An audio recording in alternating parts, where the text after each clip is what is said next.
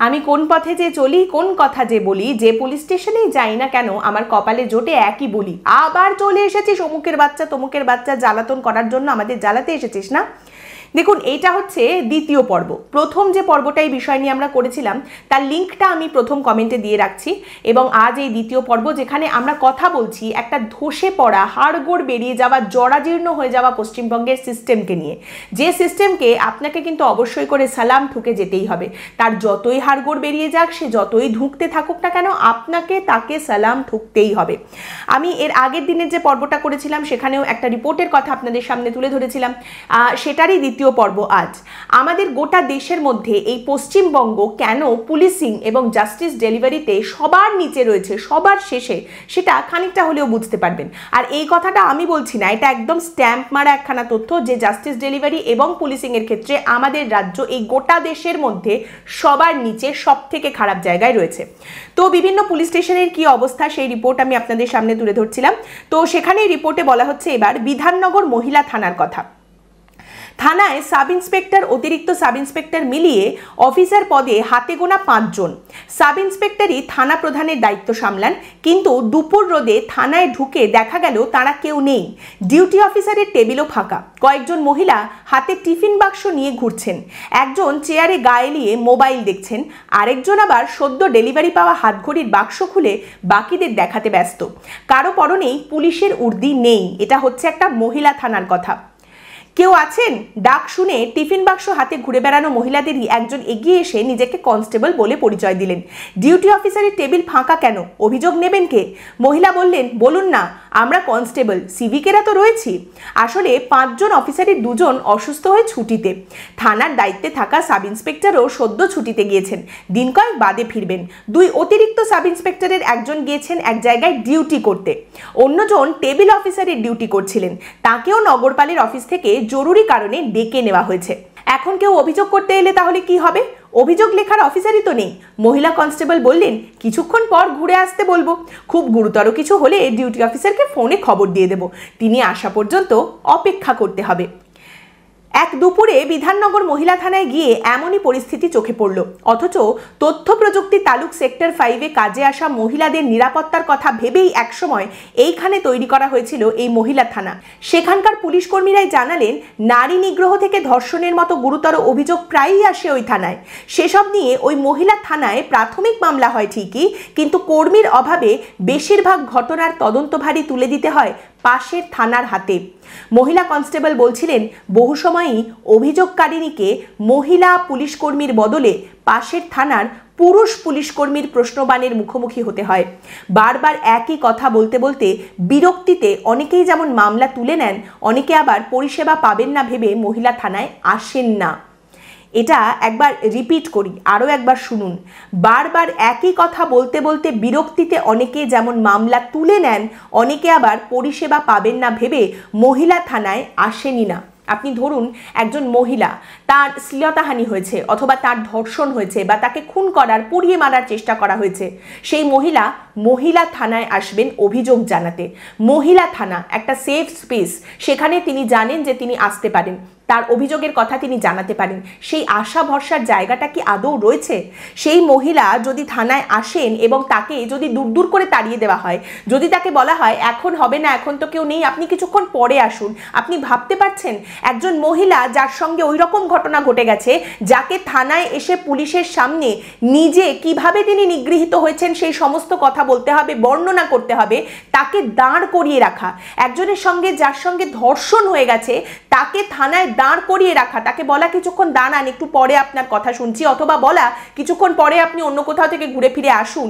এটা কতটা মানবিক? এইটা মানবিকতা? এটাই মমতা? কিন্তু তারপরেও ধরে নিলাম সে অপেক্ষা করে নিল, সে সেটাও গিলে নিয়ে ওখানে দাঁড়িয়ে থাকলো অভিযোগ জানাবে বলে, বা তাকে যেখানে পাশের থানায় পাঠিয়ে দেওয়া হলো সেখানে সে চলে গেল নিজের সমস্ত কষ্টের কথা, নিজের উপর যে অত্যাচার হয়েছে সেই কথা জানাতে। মহিলা পুলিশ কর্মীকে বলার যে সেফ স্পেস, সেটা চলে গেল পুরুষ পুলিশ কর্মীকেই বলতে হবে, তিনি সেটাই করবেন ভেবে তারপর সেই মহিলা যদি পাশের থানাতেও যান তারপর কি? রিপোর্ট বলছে পাশের ইলেকট্রনিক্স কমপ্লেক্স থানায় গিয়েও দেখা গেল পরিস্থিতি তেমন একটা আলাদা নয়। থানার দায়িত্বপ্রাপ্ত অফিসার ঘরে নেই।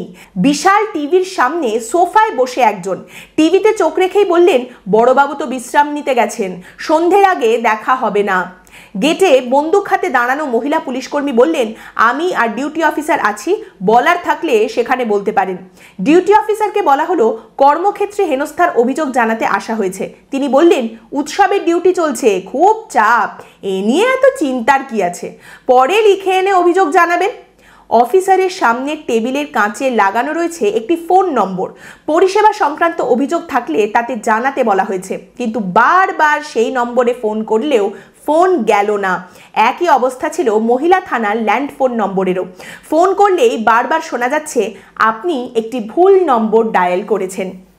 দিদিকে বলো, অভিষেককে বলো, মেয়রকে বলো, অমুককে বলো, তমুককে বলো, কাকুকে বলো, কাকিমাকে বলো, কত রকমের ফোন নাম্বার, সেখানে ফোন করে আপনি আপনার সমস্ত অভিযোগের কথা জানাতে পারবেন। প্রশাসনের তরফ থেকে বারবার বলা হয় না এই সমস্ত কথা।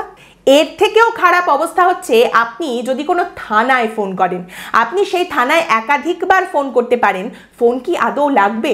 ধরুন আপনার বন্ধু সে রাস্তায় শুয়ে ছটফট করছে, তার অ্যাক্সিডেন্ট হয়েছে, সে রক্তাক্ত, কিংবা আপনার বাড়িতে বৃদ্ধ বাবা মাকে এসে গুন্ডারা শাসিয়ে যাচ্ছে, হেনস্থা করছে, রাস্তায় আপনাকে মারধর করা হয়েছে, আপনি রাস্তায় পড়ে আছেন, আপনি ফোন করছেন, আপনি ফোনটা পাবেন, আপনি পুলিশকে পাবেন ফোনে এবং সমস্ত কথা আপনি তাকে জানাতে পারবেন। ধরে নিন আপনার জীবনের সবথেকে বড় জুয়াটা আপনি খেলেছেন এবং আপনি লাকিয়েস্ট উইনার, আপনি সেই ফোনে কি শুনতে পাবেন? এই সমস্ত প্রশ্নের উত্তর আপনার কাছে একটা লাইন, এক লাইনে আপনাকে সমস্ত উত্তর ওই রকম সময় দাঁড়িয়ে শুনিয়ে দেওয়া হবে, আপনি একটি ভুল নম্বর ডায়াল করেছেন। তাহলে কোথায় যাবেন মানুষজন, কোথায় যাবেন আর কিভাবে যাবেন? যাওয়া হয়েছিল বাগুইআটি এবং লেকটাউন থানাতেও। বাগুইআটির থানার সামনে উদ্ভ্রান্তের মতো ঘুরতে থাকা এক তরুণ বললেন, মেসের জন্য জগৎপুরের কাছে একটি ঘর ভাড়ায় নিতে 2000 টাকা অগ্রিম দিয়েছিলাম, একটি মেয়ের কয়েকটি ব্যাগ ঘরে রাখা ছিল, এখন ঘরের প্রয়োজন নেই, কিন্তু মালিক বলছেন কথা মতো 15,000 টাকা পুরো ভাড়া না দিলে ব্যাগ নিতে দেবেন না। যে ঘরটা ব্যবহারই করলাম না তার বাড়ি ভাড়া দেব কেন? পুলিশ বলছে এখানে এটাই হয়, ওরা কিচ্ছু করতে পারবেন না। উদ্ভ্রান্তের মতো ফিরে যেতে দেখা গেল আর এক মহিলাকে। অনলাইনে লাইক কমেন্ট করলেই টাকা মিলবে এই মোহে পা দিয়ে 1,80,000 টাকা খুইয়েছেন। তার অভিযোগ, পুলিশ তাকে বলেছে আমাদের জিজ্ঞাসা করে এইসব কাজ করেছেন, ধরে নিন টাকা আর পাবেন না। কাঁদতে কাঁদতে মহিলা বললেন, আমার 5 বছরের বাচ্চা আছে, স্বামী জানেন না, শ্বশুরবাড়ির লোকেরা জানতে পারলে খুব সমস্যায় পড়ে যাব। তাকে তদন্তের আশ্বাস দেওয়ার মতো কাউকেই খুঁজে পাওয়া যায় না। জানা গেল বড়বাবু উপস্থিত নেই।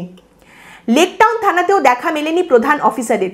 সেখানকার এক অফিসার বললেন, লোকের যা অভাব, তাতে কিভাবে কি করব, ভিআইপি ডিউটি দিতে দিতেই তো জেরবার, বড়কর্তাদের বুঝতে হবে এত কম লোকে থানা চলে না।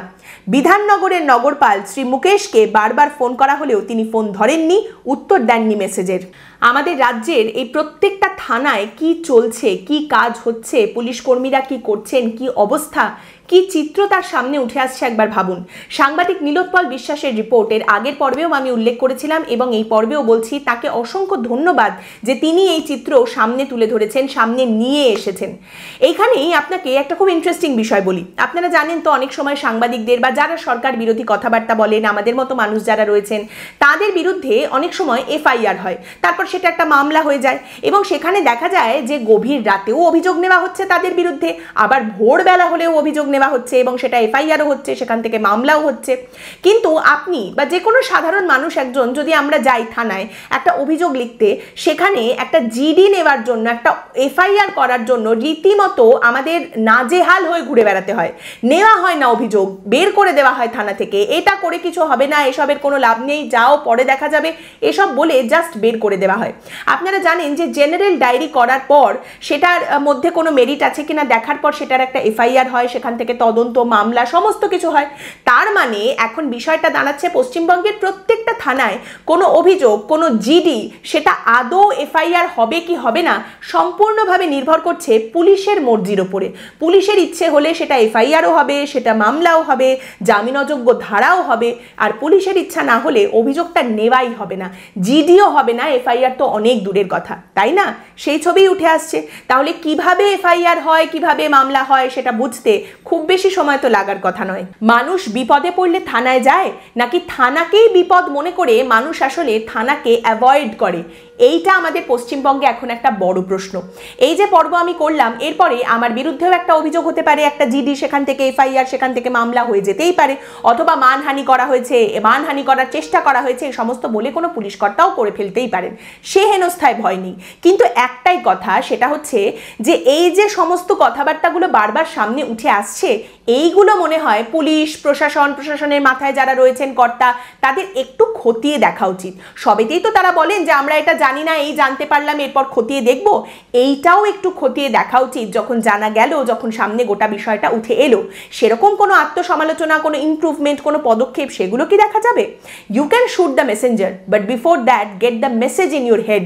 এই যে সমস্ত অভিযোগ বারবার উঠে আসছে, আজকে সাধারণ মানুষ পশ্চিমবঙ্গে পুলিশ, চোর, ডাকাত সবাইকে একই রকমভাবে দেখা শুরু করে দিয়েছে। সেটা কেন হচ্ছে, কিভাবে বদল করা যেতে পারে, এইটা একটু ভেবে দেখার, একটু খতিয়ে দেখার হয়তো সময় এসেছে। আজকের পর্ব এখানেই শেষ করছি। আপনাদের মতামত অবশ্যই জানাবেন। পরের দিন দেখা হবে অন্য বিষয় নিয়ে আলোচনায়, হঠাৎ যদি উঠলো কথায়। ভালো থাকবেন।